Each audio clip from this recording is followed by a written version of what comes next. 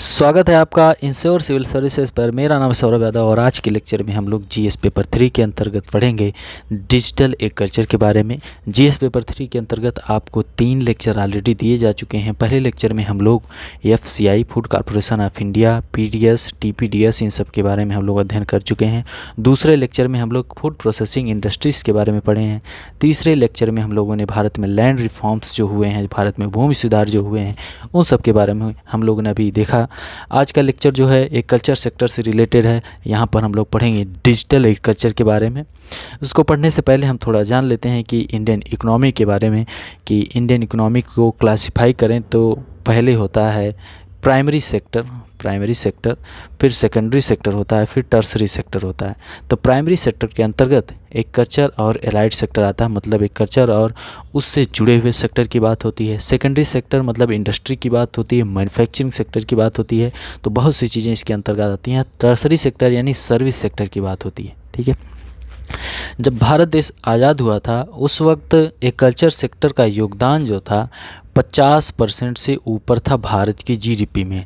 वर्तमान स्थिति की बात करें 2022 में तो एग्रीकल्चर सेक्टर का योगदान 17 से 18 से 19% तक इतना है एग्रीकल्चर सेक्टर का योगदान जीडीपी में। ठीक है, जो समय के साथ साथ घटता हुआ जा रहा है। और सेकेंडरी सेक्टर यानी मैन्युफैक्चरिंग वगैरह का सेक्टर जो है वो दूसरे नंबर पे है, मतलब नीचे से दूसरे नंबर पे, ऊपर से भी दूसरे नंबर पे।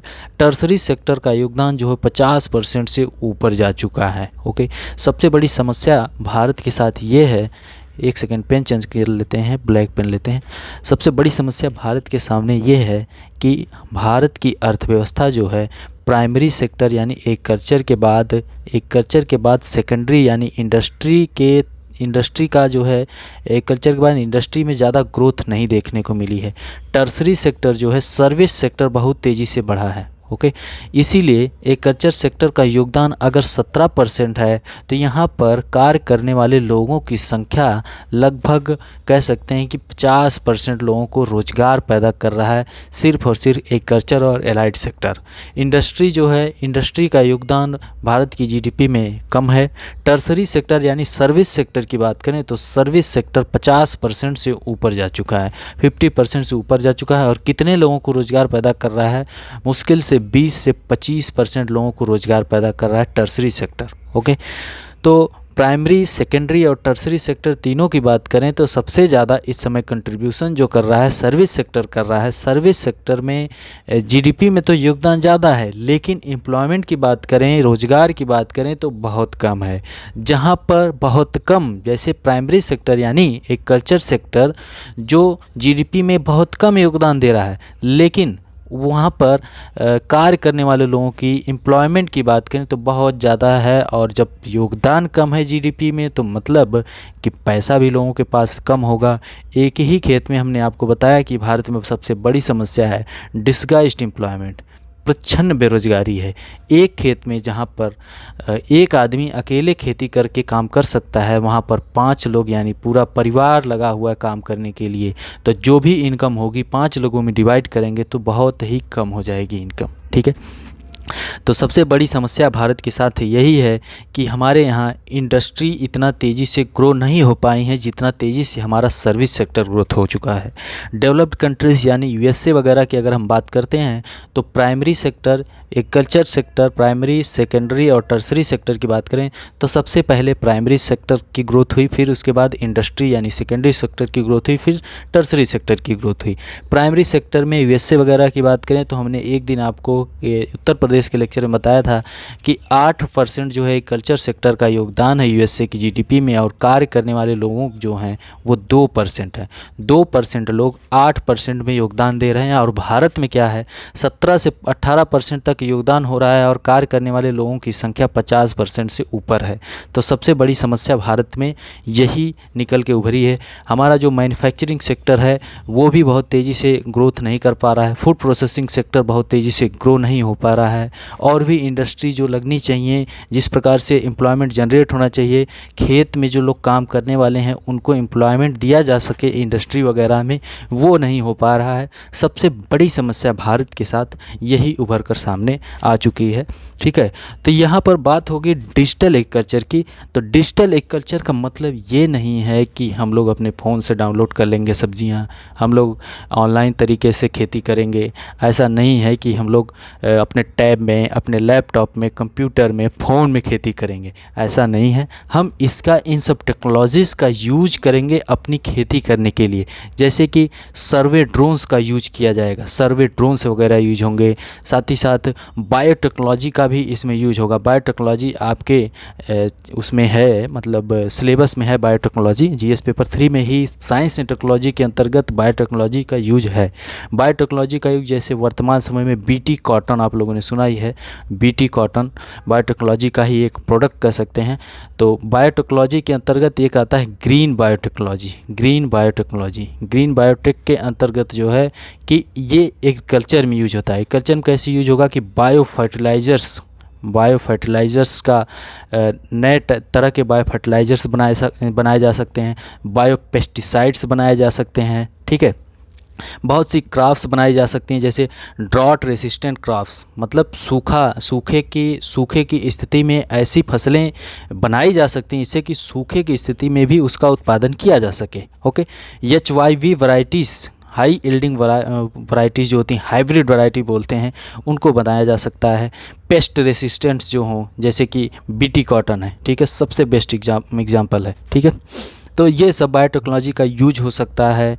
अलग अलग प्रकार की, जैसे कहते हैं मार्केट में आपको हाइब्रिड टोमेटो मिलते हैं, हाइब्रिड टमाटर मिलता है। ठीक है, हाइब्रिड टमाटर, और उसको अगर आप घर पर लेकर आते हैं तो वह जल्दी ख़राब नहीं होता है, जल्दी वो ख़राब नहीं होता। जबकि एक तरह से नॉर्मल जो वैरायटी है उसको अगर लेके आएंगे तो वो 2 से 3 दिन में ख़राब हो जाएंगे, लेकिन HYV वैरायटी का जो टोमेटो होता है वो ज़्यादा दिन तक सही रहता है। ठीक है, तो ये सब चीज़ें जो हैं वो इससे सुधारी जा सकती हैं डिजिटल एग्रीकल्चर करके।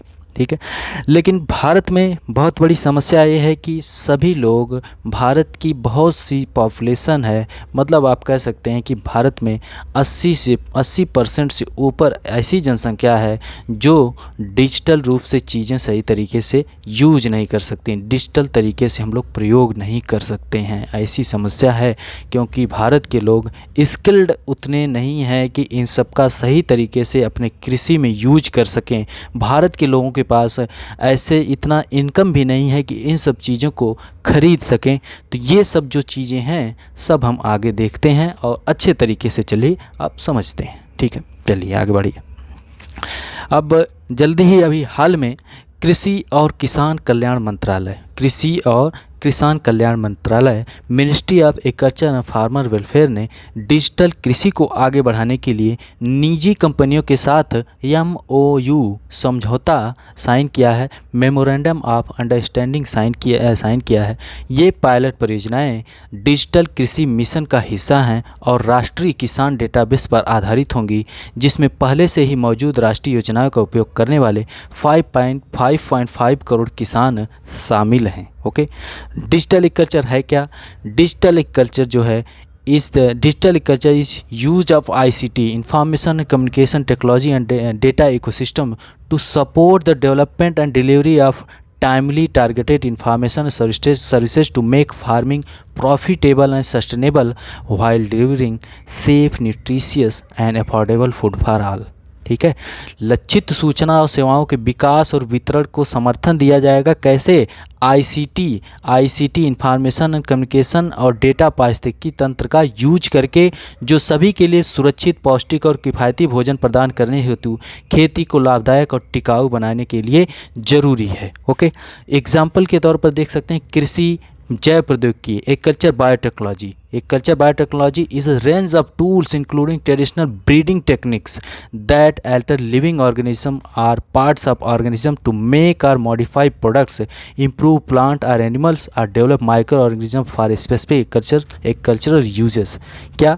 जैव प्रौद्योगिकी पारंपरिक प्रजनन तकनीकों सहित उपकरणों की एक श्रृंखला है जो उत्पादों को बनाने या संशोधित करने के लिए जीवित जीवों या जीवों के कुछ हिस्सों को बदल देती है। पौधों या जानवरों में सुधार करती है या विशिष्ट किसी उपयोगों के लिए सूक्ष्म जीवों को विकास कर सकते हैं। ओके, जैसा हमने अभी बताया कि बायो फर्टिलाइज़र का यूज बनाए जा सकते हैं, बायो पेस्टिसाइड्स बनाए जा सकते हैं, नई वैरायटीज़ बनाई जा सकती हैं जो सूखे की स्थिति में भी आसानी के साथ वो एकदम टॉलरेट हो सके, मतलब कि सूखे की स्थिति में भी उनका उत्पादन हो सके, उस प्रकार की वैरायटीज़ बनाई जाएंगी, HYV वैरायटीज़, जिसकी वजह से प्रोडक्टिविटी इंक्रीज हो। हाइब्रिड वैरायटीज़, जैसे हमने अभी आपको टमाटर का एग्जांपल दिया, टमाटो, और ये हाइब्रिड टोमेटोज़ जो होंगे इनका प्रोडक्शन भी ज़्यादा होता है। जहाँ नॉर्मल वैरायटी की अगर हम बात करें, जो हमारे पास हैं, जो पहले की वैरायटीज़ हैं, और वो नॉर्मल वैरायटी को अगर लेंगे तो एक पौधे से कम अगर मान लीजिए आप 1 kg टोमेटो का उत्पादन होता है, तो वहीं HYV वैरायटी से आपको 2 से 3 kg का उत्पादन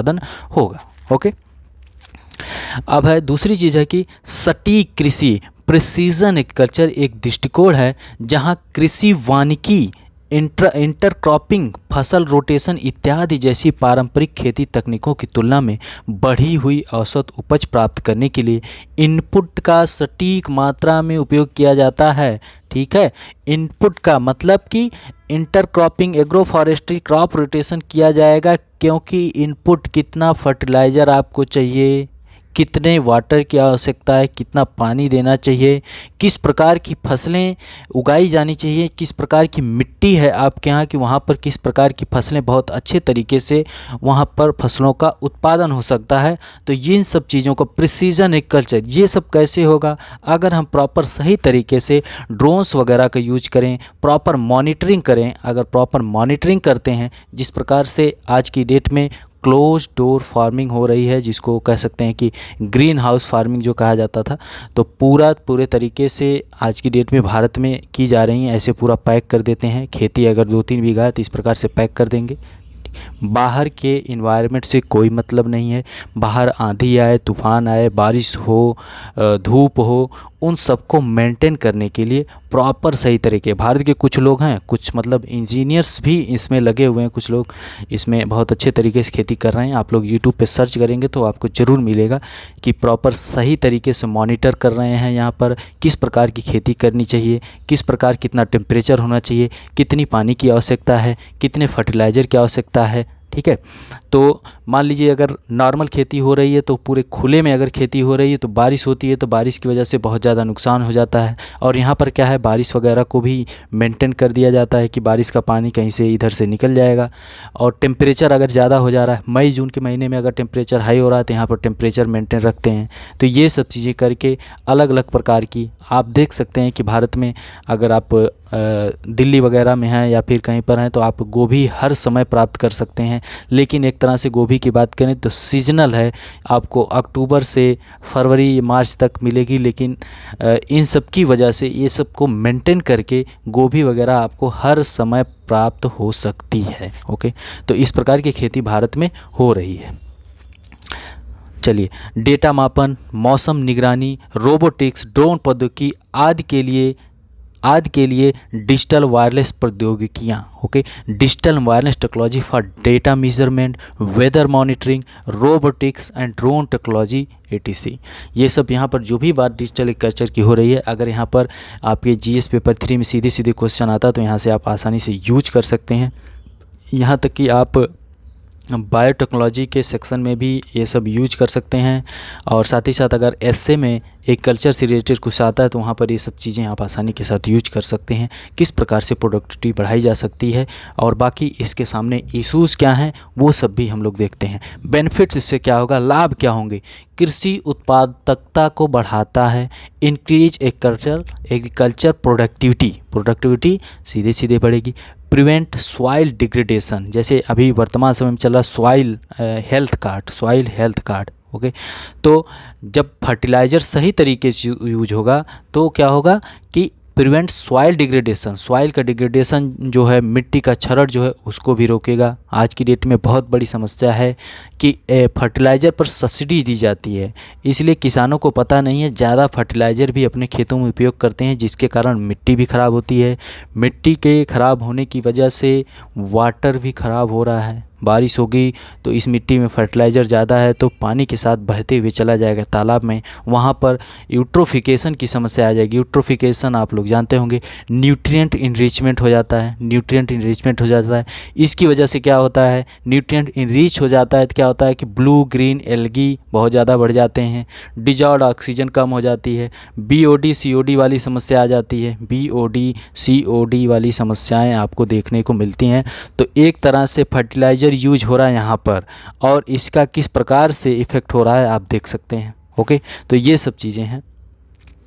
फसल उत्पादन में रासायनिक अनुप्रयोग को कम करता है, reduces chemical application in crop production, efficient use of water resources, जल संसाधनों का कुशल उपयोग। हमने आपको बताया था कि भारत में ट्यूबवेल के द्वारा सीधे सीधे सिंचाई की जाती है, जिसके ट्यूबवेल इस तरह से सीधे सीधे सिंचाई की जाती है। पानी खोल दिया गया, पानी जा रहा है, बह रहा है खेतों में। 2-3 लोग लगे हैं खेत में मेड़ लगाने के लिए। कहीं खेत अगर पूरे तरीके से प्लेन नहीं है, समतल नहीं है, तो कहीं कहीं जल भराव की समस्या आ जाती है, तो फसलें उससे ख़राब होती हैं।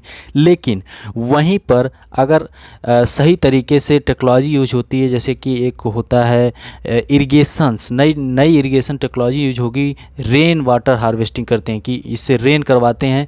आप फ़ोन के द्वारा, अपने फ़ोन के द्वारा इसको मैनेज कर सकते हैं फ़ोन से ही, कि मतलब कितना पानी चाहिए, पूरा प्रॉपर इसको सेट कर देंगे तो अपने आप चारों तरफ जितना पानी की आवश्यकता होगी, आपने पार्क वगैरह में देखा होगा, जितने पानी की आवश्यकता होगी उतना ही पानी वहाँ पर जाएगा। ओके, तो इससे बहुत ज़्यादा फ़ायदा होगा, प्रोडक्टिविटी सीधे सीधे इंक्रीज करेगी। ओके, चलिए, गुणवत्ता मात्रा उत्पादन की लागत में सुधार के लिए आधुनिक कृषि पद्धतियों का प्रसार करना है। इसका बेनिफिट्स है कि गुणवत्ता भी बढ़ेगी, क्वालिटी भी बढ़ेगी, क्वांटिटी भी बढ़ेगी, और कॉस्ट ऑफ प्रोडक्शन भी बढ़ेगा। कॉस्ट ऑफ प्रोडक्शन भी बढ़ेगा। कॉस्ट ऑफ प्रोडक्शन कैसे बढ़ेगा, जैसे अभी हम पानी की बात किए हैं, तो पानी अगर ज़्यादा खेत में बहेगा तो ज़्यादा इलेक्ट्रिसिटी की ज़रूरत होगी। ज़्यादा इलेक्ट्रिसिटी के साथ साथ 2-3 लोग काम कर रहे हैं तो उनका भी आपको पैसा देना ही पड़ेगा। 2-3 लोगों को आपने लगाया है कार्य करने के लिए, पानी देखने के लिए, तो उनका भी आपको पैसा देना पड़ेगा। वहीं आपने अगर सही तरीके से रेन वाटर हार्वेस्टिंग कर रहे हैं तो आप खुद जाकर एक बार ऑन कर देंगे तो हो जाएगा, आसानी के साथ आप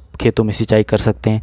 जैसे एक तरह से कहते हैं ना कि ऑटोमेटिक सब हो जाता है। आप फ़ोटोकॉपी करवाने जाते हैं तो अपना PDF शेयर कर देते हैं, PDF दे देते हैं उस दुकान वाले को। वो क्या करता है, मशीन में कमांड दे देता है। एक बार कमांड दे दिया, आपका 200 पेज निकल के बाहर आ गया।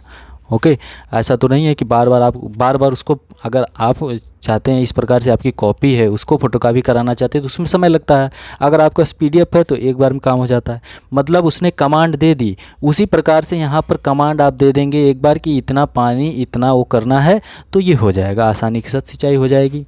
तो इस तरह से क्या होगा, कॉस्ट ऑफ प्रोडक्शन कम हो जाएगा। और भी चीज़ें हैं, changes the socio economic status of farmers. जब कॉस्ट ऑफ प्रोडक्शन कम होगा और क्वालिटी मेंटेन रहेगी तो उस एक्सपोर्ट भी सही तरीके से होगा, तो क्या होगा कि सोशियो इकोनॉमिक स्टेटस भी बढ़ेगी। अब चुनौतियाँ क्या हैं, उच्च पूंजी लागत, पैसा ही नहीं है तो कहाँ से ऐसी टेक्नोलॉजी खरीदी जाए, कहाँ से टैब के द्वारा मेंटेन किया जाए, फ़ोन के द्वारा मेंटेन किया जाए, कहाँ से ड्रोन उड़ाए जाएं, जब हमारा कॉस्ट ऑफ प्रोडक्शन ज़्यादा है। भारत के किसानों की स्थिति सबसे ज़्यादा, मतलब सबसे बुरी स्थिति है कि मतलब उनके पास पूंजी ही नहीं है, पूंजी ही लागत ही यहाँ पर ज़्यादा लग रही है, तो पूंजी है ही नहीं तो लगाएंगे कहाँ से। तो सबसे बड़ी समस्या है इन सब टेक्नोलॉजी को यूज करने की यही कि कैपिटल ही नहीं है, इनकी कॉस्ट भी ज़्यादा हाई कैपिटल कॉस्ट है। दूसरी चीज़ है कि स्मॉल लैंड होल्डिंग। कल हमने बताया था कि लैंड सुधार के लिए उसमें हमने जेसी कुमारप्पन कमेटी के बारे में बताया, और फिर उसके बाद PIB से एक रिपोर्ट भी हमने बताया था कि किस प्रकार से स्मॉल लैंड होल्डिंग्स भारत में बढ़ रही है। छोटे खेत हैं, भारतीय खेत आकार में बहुत छोटे होते हैं, 1 से 2 एकड़ खेत के भूखंड सबसे आम हैं। साथ ही विभिन्न व्यवस्थाओं के तहत कृषि भूमि को पट्टे पर देना भारत में व्यापक रूप से प्रचलित है। किराए पर लेने और साझा करने की प्रथाएं हैं, renting and sharing practices due to both limited financial resources and small farm plots, renting and sharing platforms rather than outright purchase of for equipment machinery like tractor, harvester ETC।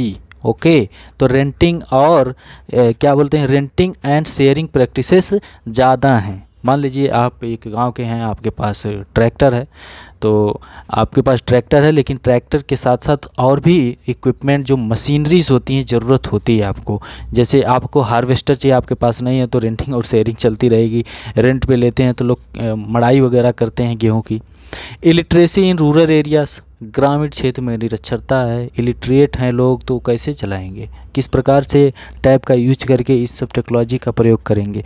मान लीजिए आगे आने वाले समय में और स्मार्ट एग्रीकल्चर होती है, जिस प्रकार से यूएवी होता है, अनमैन्ड एरियल व्हीकल्स होते हैं, उसी प्रकार से अगर ट्रैक्टर आ जाए, बिना उसको चलाना ना पड़े, सिर्फ आपने कमांड दे दी अपने टैब के द्वारा, आपने कमांड दे दी, आपने प्रॉपर लोकेशन उसको बता दी कि इस खेत में इस प्रकार से खेत की जुताई करनी है, तो ट्रैक्टर सिर्फ आपकी कमांड की वजह से जाकर खेत की जुताई कर सकता है कि नहीं। ये बहुत आगे की बात है कि अभी तो सब लोग चलाते हैं ट्रैक्टर, उसके बाद खेती करते हैं, जुताई वगैरह करते हैं। मान लीजिए आगे आने वाले समय में इस प्रकार की टेक्नोलॉजी आती है कि ट्रैक्टर आपके टैब के द्वारा पूरे तरीके से मैनेज हो, आप अपने टैब में कमांड दें और पूरा काम करके वापस आपके घर आकर खड़ा हो जाए, तो ऐसा भी हो सकता है। तो इसके लिए क्या चाहिए कि ग्रामीण क्षेत्र में निरक्षर लोग रहेंगे, तो इलिटरेट रहेंगे तो कैसे करेंगे। आप कर सकते हैं, आप 21st सेंचुरी में हैं तो आप ये सब कर सकते हैं, लेकिन आपकी अभी पिछली पीढ़ी जो चल रही है वो नहीं कर सकती है। ठीक है, तो ये है कि ग्रामीण क्षेत्र में निरक्षरता। गवर्नमेंट के इनिशिएटिव्स कुछ हैं। Agri stack ministry of agriculture and farmer welfare have plan creating agri stack, a collection of technology based intervention in agriculture. It will create a unified platform for farmers to provide them end-to-end services across the agriculture food value chain। क्या है, कृषि और किसान कल्याण मंत्रालय ने agri stack बनाने की योजना बनाई है। कृषि में प्रौद्योगिकी आधारित हस्तक्षेपों का एक संग्रह। यह किसानों को कृषि खाद्य मूल्य श्रृंखला में अंत से अंत तक सेवाएं प्रदान करने के लिए एक एकीकृत मंच तैयार करेगा। डिजिटल कृषि मिशन 2021 से 2025 तक जो चल रहा है, इसमें क्या बात की गई है कि कृत्रिम बुद्धिमत्ता, artificial intelligence, blockchain, remote sensing, GIS तकनीक, ड्रोन और रोबोट के उपयोग। आपको पता होगा कि टाइगर सेंसस जो भारत में हुआ था, उसमें हुआ था लीडार टेक्निक का यूज हुआ था। साथ ही साथ सेटेलाइट का भी यूज हुआ था। जैसे भारत में होता है ISFR की रिपोर्ट आती है, इंडिया स्टेट ऑफ फॉरेस्ट की रिपोर्ट आती है, जहाँ पर रिसोर्स सैटेलाइट का प्रयोग किया जाता है। क्या करने के लिए, यही सब चीज़ें हैं कि ड्रोन तकनीक, रोबोट, रिमोट सेंसिंग, GIS तकनीक, जियोग्राफिकल इंडिकेशंस, ये सब चीज़ें हैं। 2021 से 2025 तक के लिए शुरू किया गया है कि आगे आने वाले समय में इस प्रकार की टेक्नोलॉजी विकसित की जाएंगी और उसका यूज किया जाएगा। डिजिटल एग्रीकल्चर मिशन 2021 से 2025, ये क्वेश्चन PT में भी बन सकता है। यूनिफाइड फार्मर सर्विस प्लेटफॉर्म, एकीकृत किसान सेवा मंच, मतलब एक ही जगह पे किसान की जितनी ज़रूरतें हैं। UFSC core infrastructure data application tools का एक संयोजन है जो देश भर में कृषि पारिस्थितिकी तंत्र में विभिन्न सार्वजनिक और निजी IT प्रणालियों की निर्बाध अंतःक्रियाशीलता को सक्षम बनाता है। ओके, इसमें क्या है, कृषि पारिस्थितिकी तंत्र में एक केंद्रीय एजेंसी के रूप में कार्य करने के लिए भुगतान, UPI, ये सब चीज़ें यहाँ पर UFSB को निम्नलिखित भूमिका निभाने की परिकल्पना की गई। सेवा प्रदाताओं, सार्वजनिक और निजी और किसान सेवाओं के पंजीकरण को सक्षम करता है। और तीसरी चीज़ है, सेवा वितरण प्रक्रिया के दौरान आवश्यक विभिन्न नियमों मान्यताओं को लागू करता है। सभी लागू मानकों, API एप्लीकेशन प्रोग्रामिंग इंटरफेस और प्रारूपों के भंडार के रूप में कार्य करता है। किसान को सेवाओं के व्यापक वितरण को सक्षम करने के लिए विभिन्न योजनाओं और सेवाओं के बीच डेटा विनिमय के माध्यम के रूप में कार्य करता है। ठीक है, तो UFSB unified farmer service platform, ठीक है। तो गवर्नमेंट के कुछ इनिशिएटिव, एग्री स्टैक, डिजिटल कृषि mission, UFSP unified farmer service platform, ये गवर्नमेंट के कुछ इनिशिएटिव्स हैं डिजिटल एग्रीकल्चर को आगे बढ़ाने के लिए। ओके, आगे और है national e governance plan in agriculture. National e governance plan in agriculture ये एक केंद्र प्रायोजित centrally sponsored scheme. It was initially launched in 2010-11 in 7 pilot states which aims to achieve rapid development in India through use of ICT for timely access to agriculture related information to the farmers. मतलब कृषि से related जो भी जानकारी farmers को चाहिए उस प्रकार का ये national e governance plan agriculture 2010-11 में ही लॉन्च किया जा चुका था। केंद्र प्रायोजित ये एक तरह से प्लान था। ओके, 2014-15 में इस योजना को से सभी राज्यों और 2 केंद्र शासित प्रदेशों के लिए आगे बढ़ाया गया था। 2014-15 में शुरू तो हो गया, 2010-11 में national e governance planning agriculture. आगे के रास्ते की अन्य डिजिटल पहल भी जो हुई हैं, किसान कॉल सेंटर, किसान सुविधा ऐप, कृषि बाजार ऐप, मृदा स्वास्थ्य कार्ड जो हमने बताया अभी, ये सब पोर्टल वगैरह लॉन्च किए गए हैं ताकि किसानों को यहाँ से जानकारी मिल सके, किसान जान सकें, किसान अवेयर हो सकें, चीज़ों के बारे में जान सकें कि आखिर उनके लिए सरकार क्या कर रही है। ओके, तो किसान कॉल सेंटर, किसान सुविधा app, agri market app, soil health card, ये सब चीज़ें। ओके, हाँ, तो आगे की राह कुछ है कि आगे की राह क्या है कि प्रौद्योगिकी के उपयोग में 21वीं सदी को परिभाषित किया है कि जैसे जैसे दुनिया quantum computing, artificial intelligence, big data और अन्य नई तकनीकों की ओर बढ़ रही है, भारत के पास IT दिग्गज होने का लाभ उठाने और कृषि क्षेत्र में क्रांति लाने का एक ज़बरदस्त अवसर है। जबकि हरित क्रांति ने कृषि उत्पादन में वृद्धि की है, भारतीय खेती में IT क्रांति अगला बड़ा कदम होना चाहिए। IT क्रांति अगर होगी तो अगला बड़ा कदम हो सकता है। उपग्रह imaging, satellite imaging, soil health information, land record digitization की बात हो रही है। क्रॉपिंग पैटर्न जो है कि जैसे MSP दिया जाता है, गेहूँ और चावल वगैरह की फसलों पर ज़्यादा दिया जाता है, तो किसान इन्हीं सब फसलों का उत्पादन करने में लगे हुए हैं। Okay, and frequency, market data and others, ये सब चीज़ें आगे आने वाले समय में और हो सकती हैं। डेटा दक्षता को डिजिटल एलिवेशन मॉडल, डिजिटल स्थलाकृति, भूमि उपयोग, भूमि कवर, मृदा मानचित्र आदि के माध्यम से बढ़ाया जा सकता है। तो आगे कुछ इस प्रकार से किया जा सकता है। ठीक है, तो यहाँ पर हम लोग डिजिटल एग्रीकल्चर में बहुत सी चीज़ें हम लोगों ने देखा कि डिजिटल एग्रीकल्चर में बायोटेक्नोलॉजी का यूज किया जा सकता है, प्रिसीजन एग्रीकल्चर की बात हो सकती है, मौसम निगरानी, रोबोटिक्स, ड्रोन प्रौद्योगिकी, इसका प्रयोग किया जा सकता है। गवर्नमेंट ने 2021 से 2025 तक के लिए डिजिटल एग्रीकल्चर मिशन शुरू किया है। एग्री स्टैग भी ministry of agriculture and farmer welfare के द्वारा शुरू किया गया है। ठीक है, यूनिफाइड फार्मर सर्विस प्लेटफॉर्म भी डिजिटल एग्रीकल्चर को बढ़ावा देने के लिए शुरू किया गया है गवर्नमेंट के द्वारा। 2010-11 में national e governance plan agriculture भी शुरू किया गया था सेंट्रल गवर्नमेंट के द्वारा, जो 2014-15 में पूरे भारत में लागू कर दिया गया। 2 केंद्र शासित प्रदेश में भी, सभी राज्यों और 2 केंद्र शासित प्रदेशों में भी लागू किया गया। और पहली बार नेशनल ई गवर्नेंस प्लान जो एग्रीकल्चर में लागू किया गया था वो सिर्फ 7 राज्यों में शुरू किया गया था। और अदर डिजिटल इनिशिएटिव्स भी गवर्नमेंट के द्वारा शुरू किए गए हैं। किसान कॉल सेंटर, किसान सुविधा ऐप, कृषि बाजार ऐप, मृदा स्वास्थ्य कार्ड पोर्टल आदि ये सब शुरू किए गए हैं। तो डिजिटल एग्रीकल्चर में वैसे बहुत सी चीज़ें यहाँ पर डिस्कस हो चुकी हैं। डिजिटल एग्रीकल्चर या फिर एग्रीकल्चर से रिलेटेड या फिर फ्यूचर फार्म से रिलेटेड या स्मार्ट एग्रीकल्चर से रिलेटेड कोई भी टॉपिक आपके मेंस वगैरह में आता है या फिर यहाँ पर क्वेश्चन बन सकता है कि उत्तर प्रदेश में डिजिटल एग्रीकल्चर की बात की जाए, उत्तर प्रदेश में फ्यूचर फार्म्स की बात की जाए, agriculture in the era of industry 4.0 की बात हो रही है, इंडस्ट्री 4.0 की बात हो रही है। तो उस सेंस में भी ये सब चीज़ें आप आसानी के साथ यूज कर सकते हैं, अपने एसे में यूज कर सकते हैं। और यहाँ से क्वेश्चन बनने की इस बार 23 से 27 मार्च को जो आपका मेंस PCS का होने वाला है उसमें बहुत ज़्यादा बन सकती हैं।